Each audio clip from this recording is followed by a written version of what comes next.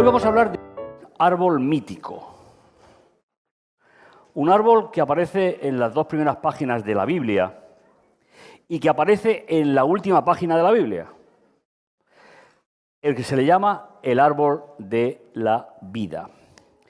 Y en esta mañana vamos a intentar hacer un recorrido a través del texto bíblico sobre cómo utilizó Dios este árbol, qué tuvo que hacer con él y cuándo volveremos a disfrutar de él, que finalmente es lo importante.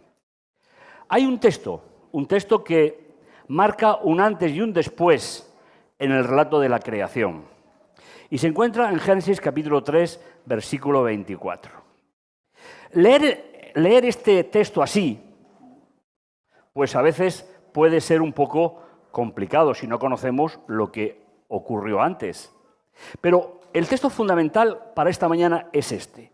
Echó, el sujeto es Dios, al ser humano a oriente del parque del Edén, colocó querubines y la espada llameante que oscilaba para cerrar el camino al árbol de la vida. ¿Cuáles fueron los motivos que llevaron a Dios a hacer esto?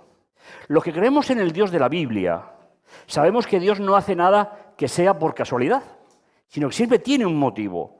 Y la Biblia se ocupa, mis hermanos, de los motivos que tiene Dios para la humanidad. Lo que hace en el universo no lo sé, pero aquí sí. Vayamos al origen de este árbol enigmático, bíblico. Deciros que en algunas partes de la Biblia, sobre todo en la profecía, el árbol simboliza siempre al ser humano. No sé si recordáis ese famoso sueño de un rey que soñó con un árbol. En Apocalipsis 13 y 7 aparece también. Por lo tanto, ¿qué podemos saber nosotros del origen? Fijaos, ¿quién no conoce este texto? En principio creó Dios los cielos y la tierra. Antes de esto no sabemos nada. Y por mucha curiosidad que tengamos, no nos ha sido revelado por parte de Dios. Sin embargo, hay una idea importante que me gustaría compartir con vosotros. ¿Quién no conoce también estos textos? Es el origen de la raza humana, el origen de la familia, el origen de la igualdad social, intelectual entre hombre y mujer diseñada por Dios. Y creo que no hay texto en la literatura humana que pueda igualar el diseño de Dios con respecto a este texto. Y dijo Dios, hagamos al ser humano a nuestra imagen y semejanza. Y fijaos en los plurales, porque hablan de una unidad que tiene dos seres independientes, pero que son a la vez una sola carne, y que ellos dominen. Creo que muchas tendencias actuales tendrían que leer este texto, un texto que se escribió hace muchísimos siglos. Que dominen sobre los peces del mar, las aves del cielo, los animales domésticos, los reptiles, y en el centro, la idea principal de estos tres versículos. Y creó Dios al ser humano a su imagen, a imagen de Dios lo creó. Y fijaos el texto. Varón y hembra los creó. Fijaos cómo se distribuye el singular y el plural. Cuando habla del ser humano, habla en singular. Porque no hay diferencia para Dios. Cuando se habla de él y de ella, se convierte en plural. Y repito una idea fundamental. En una sociedad en la cual vivimos, donde hay tantos derechos que buscar, y que estoy de acuerdo con ellos, no tengo ningún problema, lo tenemos en la Biblia. Dios le dio a los dos la imagen en el mismo momento. Y dice, y los bendijo, es decir, los hizo trascendentes, los hizo importantes, y les dijo, creced, multiplicaos, llenad la tierra y someterla y dominarla. Los peces del mar, las aves de los cielos y todos los seres vivientes sobre la tierra. Mis hermanos, este es el plan original de Dios, no hay otro. El resto es social, cultural, abusos, circunstancias anormales para la Biblia.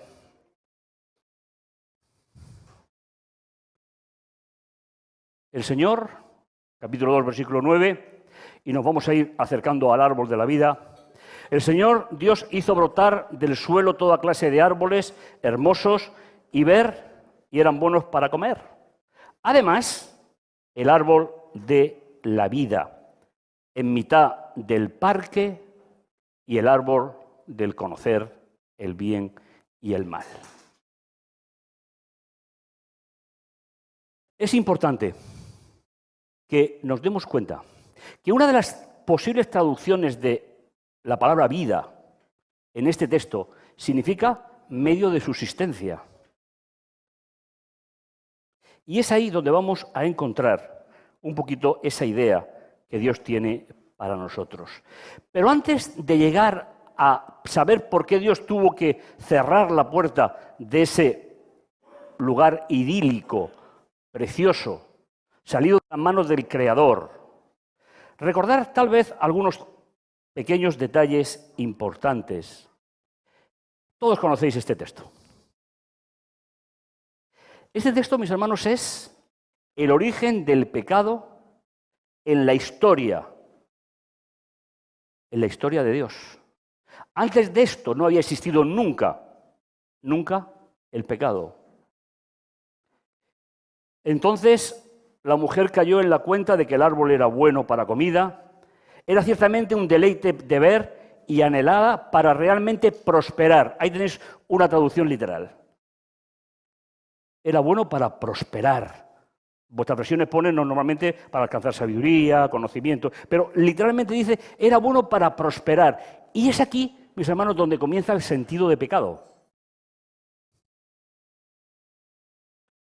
¿Qué hubiese pasado con la historia de la humanidad si Adán y Eva se ponen a hablar con Dios sobre la serpiente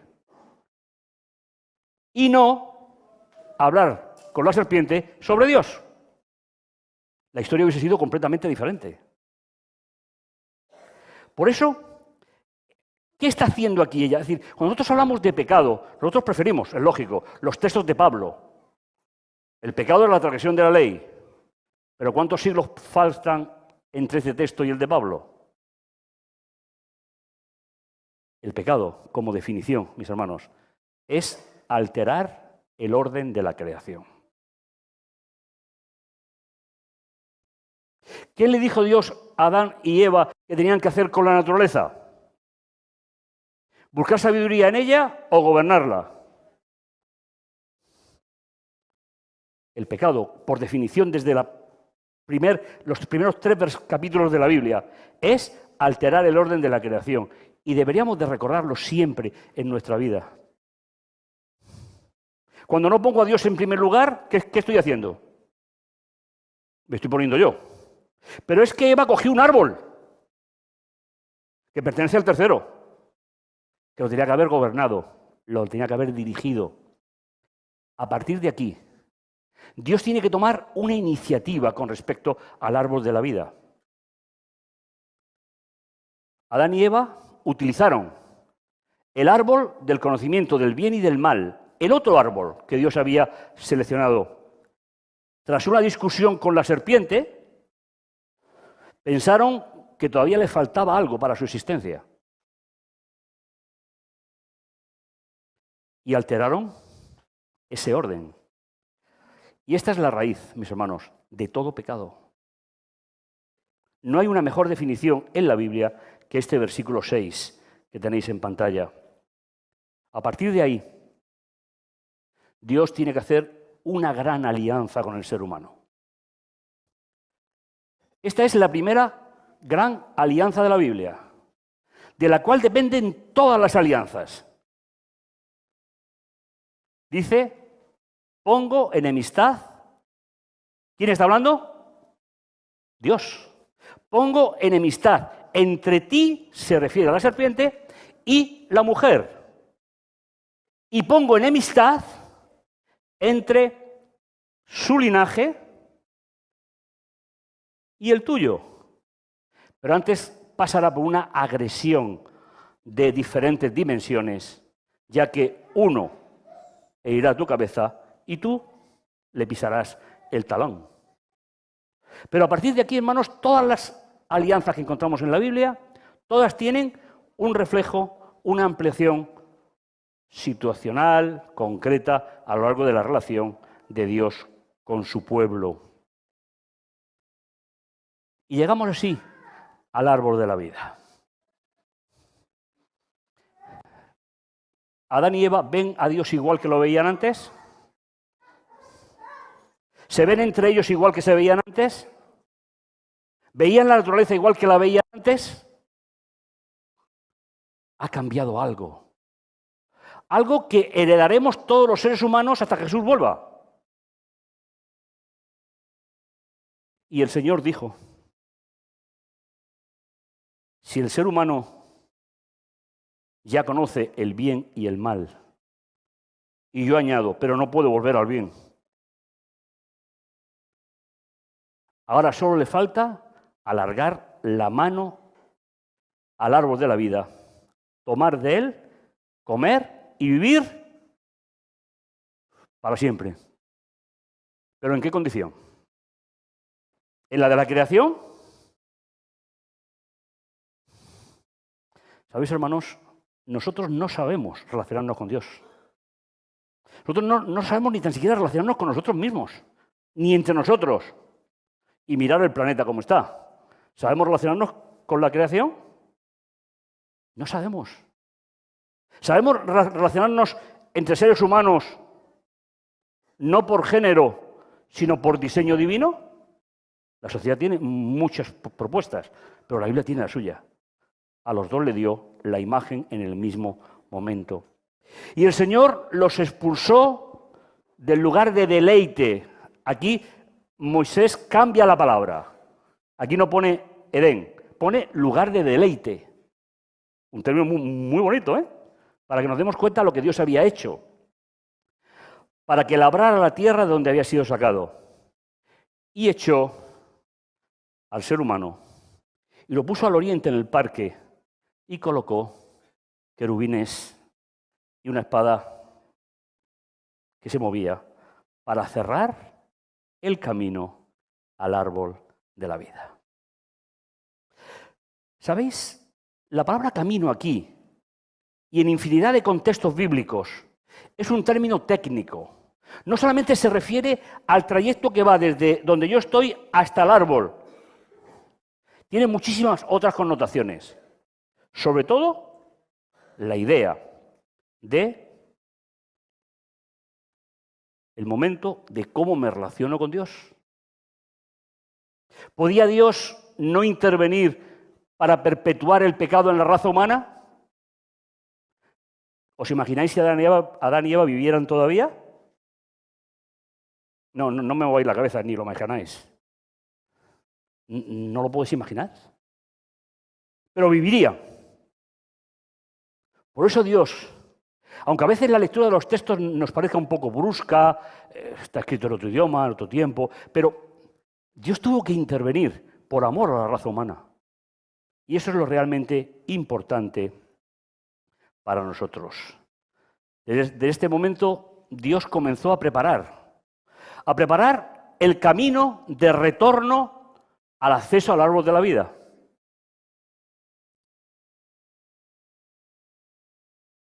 El árbol de la vida es un tema relevante tanto en Génesis como en el Apocalipsis.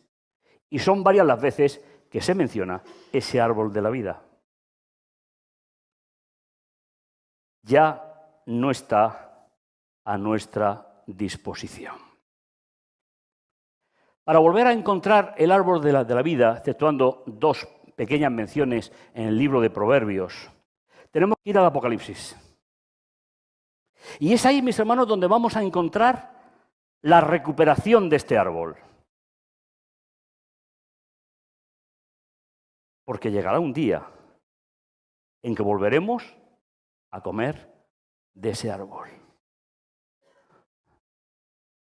¿Pero qué tiene que pasar antes? hay que corregir de forma individual lo que Jesús hizo para toda la humanidad. Jesús murió para resolver el problema de la humanidad. Y está esperando que tú y yo vayamos a resolver nuestro problema. Cuando eso se solucione, encontraremos ese equilibrio. Fijaos, ¿quién es el protagonista del libro del Apocalipsis? Donde vamos a encontrar el retorno a ese lugar espectacular. Si cogéis vuestra Biblia y buscáis el capítulo 1 de Apocalipsis, hay un personaje que es especial, vestido de una manera especial, que es el que va a presidir todo el libro del Apocalipsis. Y me volví para ver la voz que hablaba conmigo. No os preocupéis, no voy a hablar de fechas ni de profecía. Y vi 7 candelabros de oro. Y en medio de los 7 candelabros a uno semejante a quién. Al representante de la humanidad. Seguro que os acordáis de alguna predicación de años atrás, en la cual decíamos que hay 2 nombres que Jesús utiliza de manera especial. Tiene muchos. El Apocalipsis tiene más de 200 nombres, entre adjetivos, etc. Pero hay 2 que le gustan especialmente. Cuando habla de Hijo de Dios, siempre representa a Dios ante la humanidad. Y cuando habla de Hijo de Hombre, representa a la humanidad ante Dios. ¿Quién está hablando, mis hermanos? El que me representa. Fijaos qué privilegio. Vestido de una túnica talar, ceñido a la altura del pecho con una franja de oro, su cabeza y los cabellos eran blancos como lana blanca, como la nieve, y sus ojos como llama de fuego. Sus pies era semejante al bronce pulido con un horno encendido, y su voz como el estruendo de muchas aguas. Qué curioso, mis hermanos, que el protagonista fundamental del Apocalipsis, dentro de todas las funciones que Jesús, el resucitado, tenía, se presenta como el sumo sacerdote celestial. ¿Veis su vestimenta? Además, está escrito en superlativo. Está escrito en lo máximo que se puede expresar en el idioma. Hay 7 promesas, mis hermanos, de las cuales una de ellas es el árbol de la vida. Hay 7 promesas que será la victoria del creyente antes de llegar a poder alzar su mano y coger el árbol, el fruto del árbol de la vida. Permitidme ver las 7, nos vamos a centrar en una, pero me parece importante que podamos disfrutar de los textos.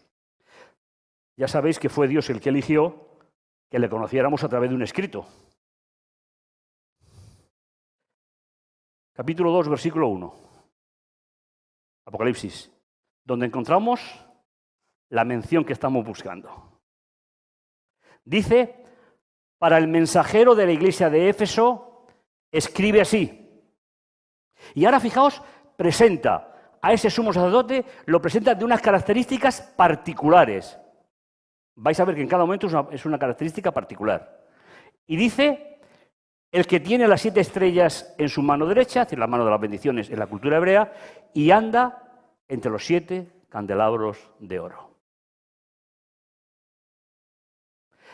Se le presenta en el capítulo 1, nos presenta al personaje fundamental del libro, el sumo sacerdote celestial, y se le presenta de forma activa, moviéndose en medio del candelabro. El capítulo 1 nos ha dicho que ese candelabro representa a las iglesias. Pero representa también, hermanos, como aplicación, representa a 7 tipos de creyentes. En una iglesia como esta, hoy puede haber 7 tipos de creyentes. Uno que se parezca a Éfeso, Esmirna, etcétera, etcétera.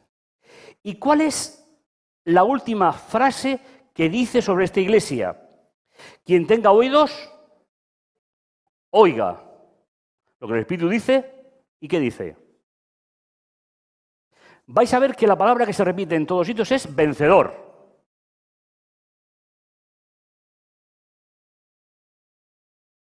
¿Por qué elige Juan esta palabra?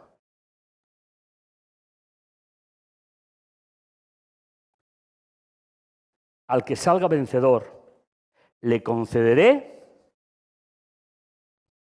comer del árbol de la vida que está en el jardín de Dios.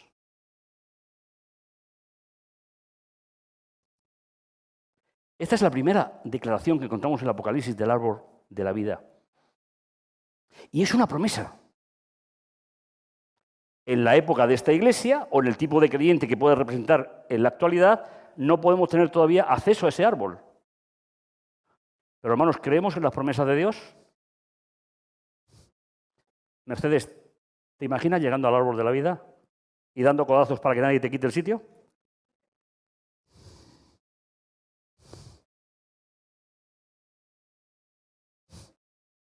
Yo me lo imagino. Pero ya sabéis, la Biblia dice cosa que ojo no oyó, ni oído yo, ni vino al entendimiento, con lo cual esto es un escrito. ¿Qué nos vamos a encontrar allí? Pues lo que os hayáis inventado en vuestra vida será más todavía. Vayamos a la segunda. Fijaos, ¿cómo se presenta a ese responsable, a ese mensajero que viene a estar con los creyentes en la segunda etapa profética, pero en creyentes como nosotros? Y dice, como promesa, quien tenga oídos, oiga lo que dice el Espíritu a las iglesias. El que salga vencedor, dice, el vencedor no tendrá parte ¿en qué?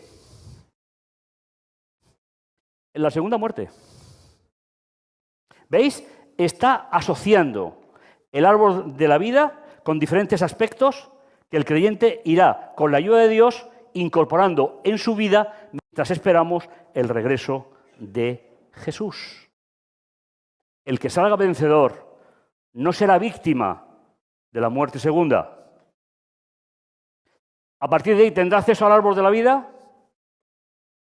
Tendrá acceso al árbol de la vida. El mensajero de la iglesia de Pérgamo escribe así, esto dice el que tiene la espada aguda de doble filo. Aquí el apóstol Juan está haciendo referencia a las dos espadas que llevaba el soldado romano.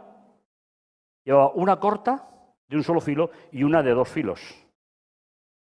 La corta era para atacar, la de doble filo era para defender. Así que el mensajero de esta iglesia tiene una función determinada y es proteger al pueblo de Dios. Yo sé, hermanos, que las dificultades de la vida a veces no nos hacen ver la protección, yo lo sé. ¿Cuántas veces me han preguntado en 30 años de ministerio, pastor, ¿por qué? Yo sé que mi respuesta nunca le ha satisfecho a nadie, yo lo sé. Pero es que no tengo otra. ¿Y por qué a ti no? Pero yo sé que no siempre convence. Dice el texto, quien tenga oídos, oiga lo que dice el Espíritu a las iglesias. Al que salga vencedor de ese conflicto que leíamos en Génesis 3:15, enemistad pondré entre ti y la mujer, tu descendencia y la suya, le daré maná escondido y le daré también una piedra blanca. La piedra lleva escrito un nombre nuevo que solo lo sabe el que lo recibe. Y aquí, hermanos, permitidme un poquito, no me voy a alargar mucho, pero el concepto de nombre, en la primera gran parte de la Biblia, que era la única Biblia que Juan tenía, es sinónimo de personalidad. ¿Por qué no podía acercarse Adán y Eva al árbol de la vida? ¿Había cambiado su naturaleza? ¿Había cambiado su concepción de la vida? ¿Había cambiado incluso la relación con Dios? ¿Y qué dice aquí cuando está diciendo que te va a dar un nombre nuevo?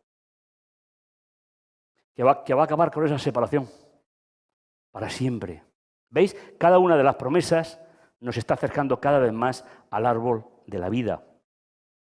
Un nombre nuevo. Jolín, con lo que me gusta el mío. Bueno, tampoco hay que pasarse. Bueno, pues el Señor nos dará un nombre que nos identifique nuestra personalidad entre los redimidos. A ver cuál elige para mí, a ver si me gusta. Pero es importante. Y sigue buscando al mensajero de la iglesia, escribe así, esto dice ¿quién? El sumo sacerdote en función de hijo de Dios.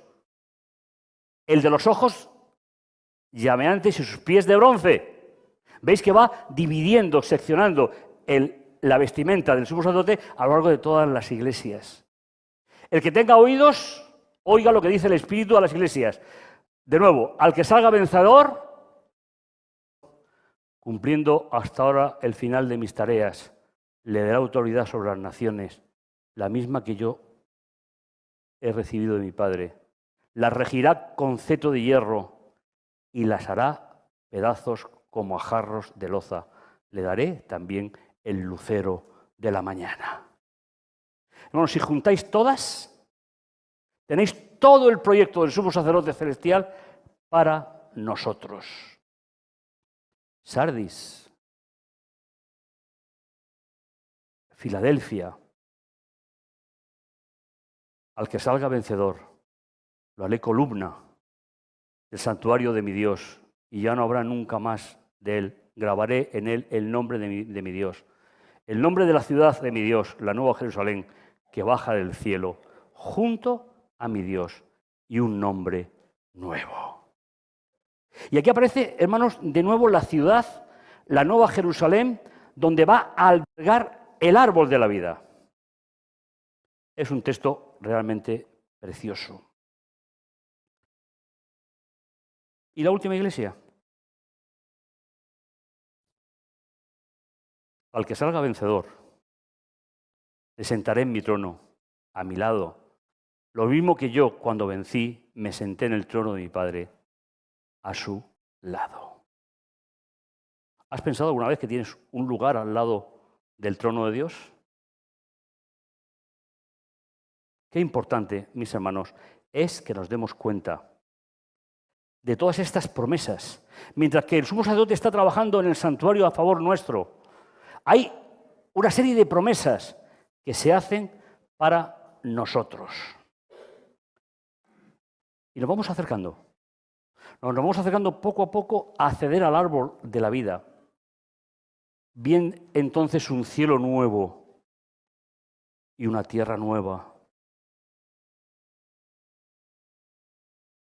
¿Qué hemos hecho con el planeta? ¿Qué hemos hecho con la vida en el planeta? Forzosamente tiene que haber una renovación de la creación. Y como digo, nos vamos acercando al árbol. Porque el primer cielo y la primera tierra pasaron y el mar ya no existía. Y fijaos, y vi descender del cielo junto a Dios a la santa ciudad, la nueva Jerusalén, ataviada como una novia vestida para el día de su boda. Qué importante, mis hermanos, es que sigamos la lógica de lo que Dios está haciendo y tiene preparado para cada uno de nosotros. Y oí una voz potente que desde el trono decía, esta es la morada de Dios con los hombres, Él habitará con ellos, será su pueblo.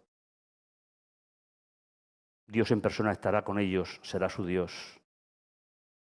Y no dice que te limpiará las lágrimas, dice que te acariciará las lágrimas. Enjugará lágrimas de sus ojos y ya no habrá más muerte, ni luto, ni llanto, ni dolor. Pues lo de antes ya no existe. Hermanos, en esa nueva Jerusalén, ¿qué desciende? Cuando me han preguntado, pastor, ¿dónde está el árbol de la vida? Lee Apocalipsis 21 y 22. Ahí lo tienes.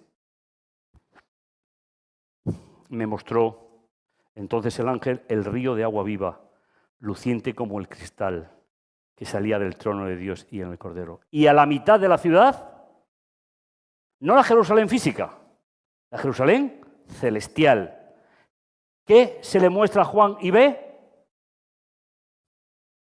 A la mitad de la calle, a cada lado del río, crecía un árbol de la vida. Da 12 cosechas. Y cada mes. Y fijaos el versículo 3. Después de mencionar el árbol de la vida, dice, y ya no habrá nada maldito. Ya no habrá nada que funcione mal.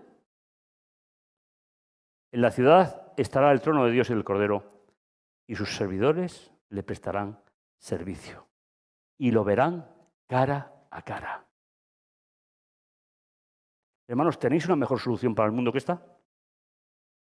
Yo no la tengo. ¿Puedo creerla o no? Espero que todos la creamos. Pero yo no tengo otra solución. Yo creo que la solución no está en el hombre.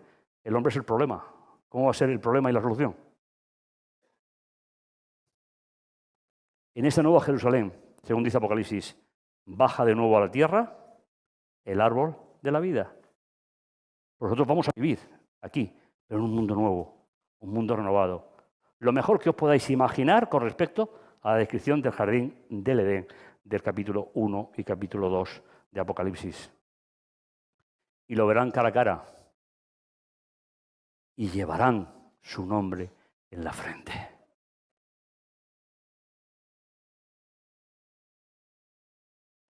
Permitidme hacer una pequeña conclusión.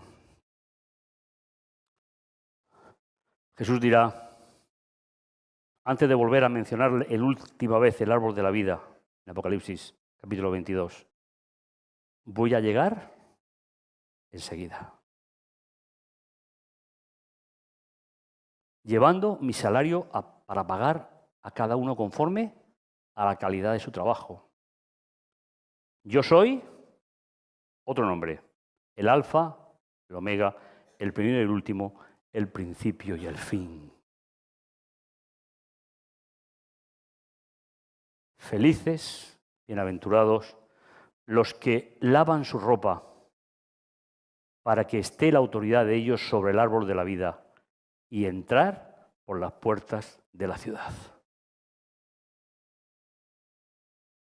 ¿Qué pasó con las puertas del Edén cuando entró el pecado? Se cerraron. ¿Esperando qué? Un cielo nuevo y una tierra nueva. ¿Cómo será ese árbol? No tengo ni idea. Pero es que no lo necesito, hermanos, lo digo sinceramente. Es que no lo necesito. Porque lo va a hacer Dios. Bienaventurado, felices. Para tener autoridad, es decir, para tener acceso al fruto del árbol de la vida y entrar por las puertas de la ciudad. Concluyo. A lo largo de la Escritura, el árbol de la vida evoluciona como un sentido simbólico desde el Edén, hasta donde representa la vida eterna, hasta la Nueva Jerusalén. Ha estado escondido de la vista del ser humano durante milenios. Alguien decía que estaría en la selva de Brasil. Hay muchas hipótesis, pero la Biblia dice que está en el cielo. Y cuando la Nueva Jerusalén descienda, en el centro descenderá el árbol de la vida. Y llegaremos a él y comeremos de él. Y seremos eternos junto a Dios. Iba a decir eternos por toda la eternidad, pero bueno, es una forma de explicarlo, no tengo otra. Su significado siempre ligado a la conexión con lo divino, siempre, en toda la Biblia. Abarca la sabiduría, pero abarca la esperanza, ofreciendo un mensaje de redención a todos aquellos que, tomando las 7 victorias que hemos visto en las iglesias, tendremos acceso al árbol de la vida. No son palabras mías. Fueron escritas por Juan, reveladas por el Espíritu. Ojalá desees estar allí, disfrutar de ese momento. Y no os preocupéis, el fruto no se acabará nunca, así que habrá para todos. Feliz sábado, que el Señor os bendiga. Amén.